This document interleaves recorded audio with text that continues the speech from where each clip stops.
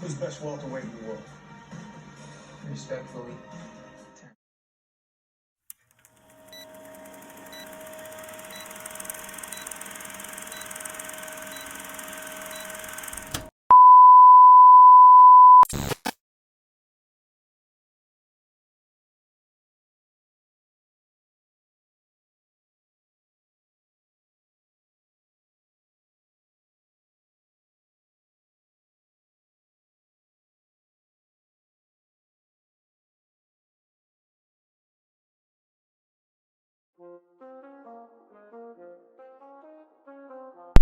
What I do, YouTube? It's your boy King David in this thing, and I'm back at y'all again with another video.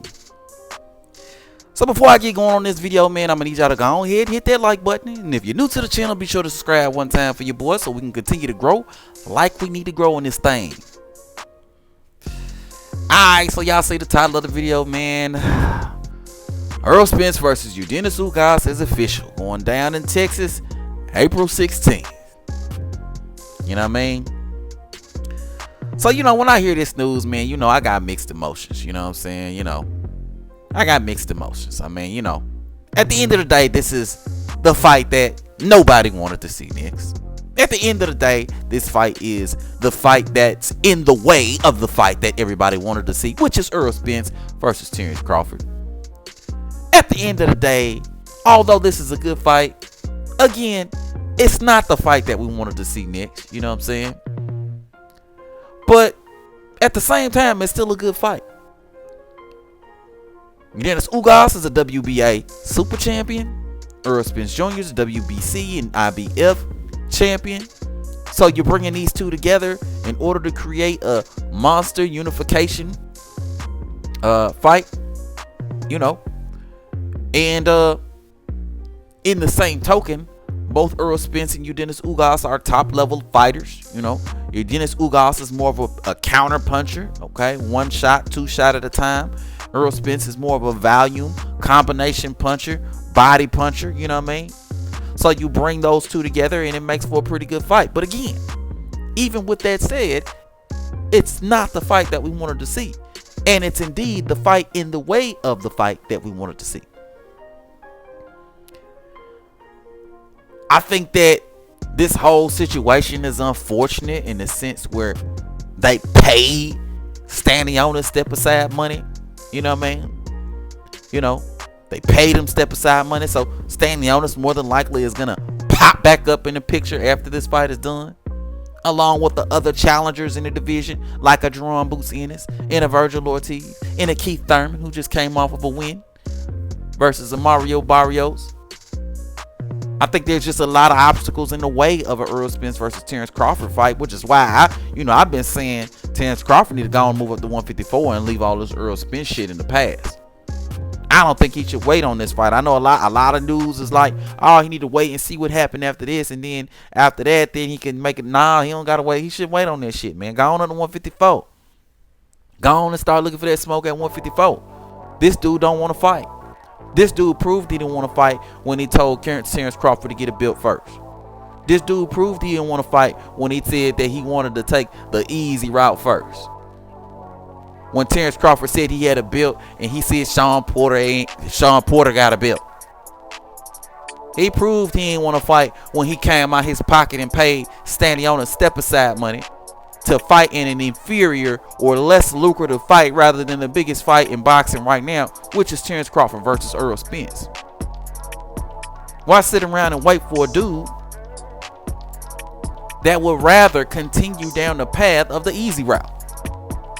I mean, I done did videos about this before, but we ain't got time to be sitting around waiting on no damn easy route. Terrence Crawford gonna be 35 years old this year. Terrence Crawford been chasing Errol Spence for the last 4 years. Do we want to make it 5? Do we want to make it 6? Do we want to make it 7? I don't think it's necessary. I think Terrence Crawford can build his legacy,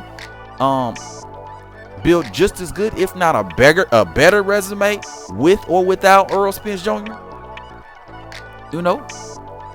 But I don't want to make this video too much about Terrence Crawford. At the end of the day, it's about Yordenis Ugas versus Errol Spence going down, and it's like, I can't get excited about this fight because I know that the biggest fight in boxing is not going to be next.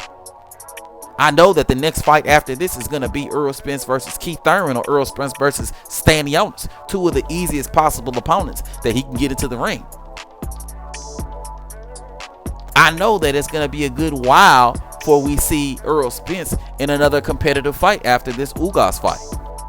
You know?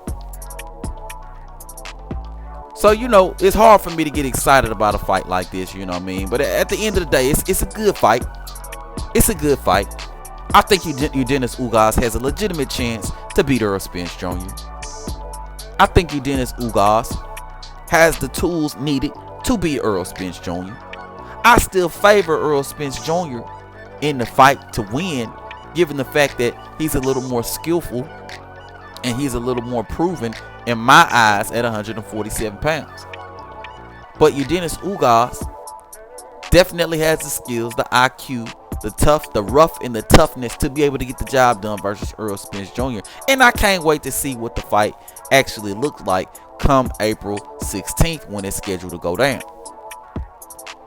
One thing that I say from now, and you know, just based on everything that I just said, man, is, you know, I hope Yordenis Ugas win this goddamn fight, man. I hope he win this motherfucker, man. I think the division is in much better hands with Yordenis Ugas than it would ever be with Errol Spence Jr. I think Yordenis Ugas is much better for boxing than Errol Spence Jr. I think Yordenis Ugas will jump in the ring with a Terrence Bud Crawford way before an Errol Spence Jr. would. You know? But we'll just have to wait and see what happens, man. You know what I mean? Let me know what y'all think about this shit, man. Hit it up in the comment section below. Again, if you're new to the channel, be sure to subscribe. Everybody, and I do mean everybody, be sure to hit that like button. But I'm going to holler at y'all on the next one. Peace.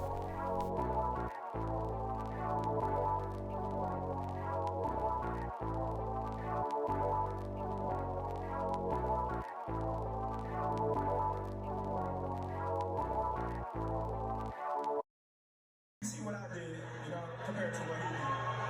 So that's what happened. As soon as the stoppage happened, that's what happened there. Hey.